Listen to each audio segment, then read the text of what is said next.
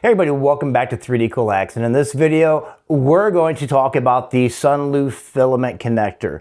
This Sunlu Filament Connector, I've looked at a lot of videos on YouTube, checked them out, and there's just so many different mixed reviews, and I know why. So right here is the Sunlu Filament Connector. You do get the instructions, the Sunlu marking material, 200 PTFE sleeves. You can get that 200 or 400 depending on which one you pick out. Then you have a USB to barrel connector. So this has been a horrible experience since I took it out of the box, but I've been working on it for the last few days to try to get it done. So the first issue right here is when you're actually joining filament together, you're usually doing it off of spools. And I'm going to insert the clip into this right here for you to see what happened my first time, and it just kept happening to me. So it beeped, and this is the issue people are talking about right here, you guys. It just literally, you have to watch out what you're doing. So I went through and I printed out all of these right here. If you're buying this product right here, you already have the tools to fix your issue.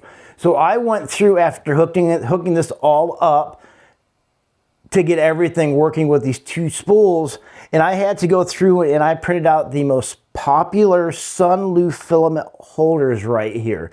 I went through and I printed out this first one right here. This just clips in. This did not work out for me too well. I just would not recommend this one.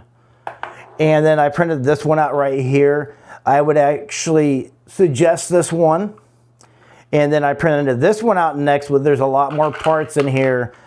This is another one I would suggest to fix the issue. And then I print out this last one right here. This last one right here is a little bit too complicated. I tried to buy screws from it from my local hardware store. I just never got it put together. So yeah, it was a no-go on this one. The reason why people have is such a big issue with this is once you put your spool in with your filament connector, as soon as you pop this thing open, the filament just kind of flops away. And that's why these two are probably the best to print out for your issues. I will put in links for that. But it's pretty simple to use. So with this one right here that I printed out, I did have magnets already.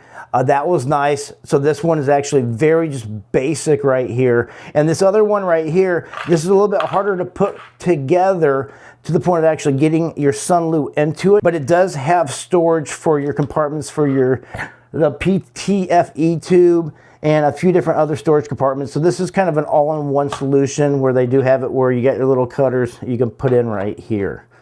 So first of all, the reason why I do like this one so much, it's a very simplistic design. You just pop it in, you put your power cord in the back,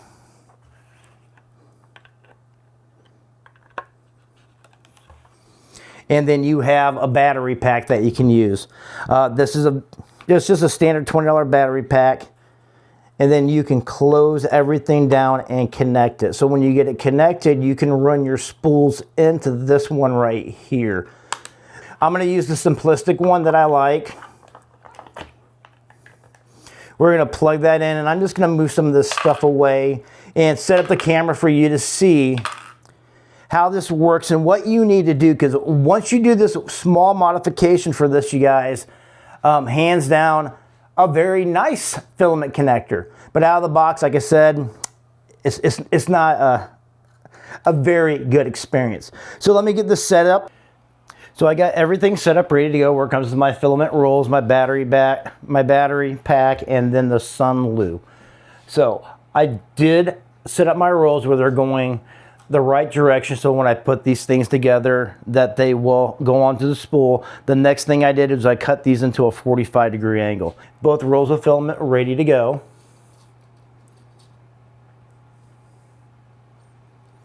So we're just putting the PTEF tube on there, trying to get as much as we can in the middle.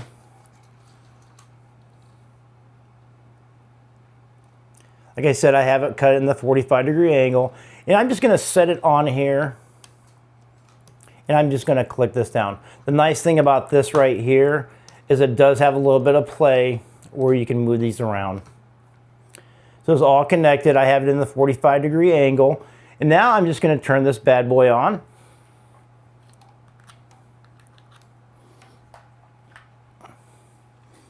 Power is ready to go. Hit the power. It's set for PLA.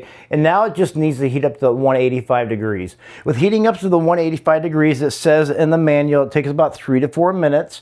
So I will cut that out until it gets to 185 degrees, and then it will beep. So it just started beeping. It means it's up to the 185 degrees. This says 184 right here. I'm just going to place this more in the middle to make sure that my 45-degree angles are lining up inside the filament connector. And then I'm going to push it down. I have it pushed down, and I'm just going to work it in a little bit more. Then I'm going to wait the 7 seconds, and it will beep.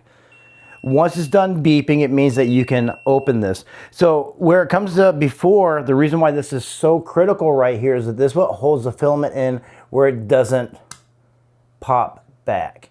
So everything's in there nice and neat. It's looking pretty good. So what I'm going to do is I'm just going to walk away from this, and I'm going to turn this off for about 10 minutes, and I'll show you what it looks like after the fact. So everything is cooled down. I got everything unplugged. I'm just gonna pop these open now. Everything looks good. And right here behind it, we do have a filament cutter for the PTEF tube. So you're just supposed to go down and push it. Not the best design, but it does work. But let's see how this held up, you guys. So right now, if you notice, we have a nice connection to it, nice and strong. So this did work out for us. The only thing we have to do now is actually take this roll and put it onto this roll. So everything worked out with this simple modification. What I'll do is I will leave the links in the description for this one right here and this one right here. This one's a little bit more complicated to use, but you do not have to buy any other products for it. It works just the same way. This one right here, I had the magnets already, but this one worked for me well. Like I said, this is not a bad filament connector, but you do have to go online to Maker's Mart to download these files. I'll put that into the description for you, and get that all set up for you. But this will work for you just fine. It's one of the better ones out there, no matter about the design flaw. But I hope this video helps you out to actually give you a better experience than I did when I first started using it. But yeah, everybody, I hope you liked the video. Like and subscribe. And thanks for watching. I'll see you in the next one.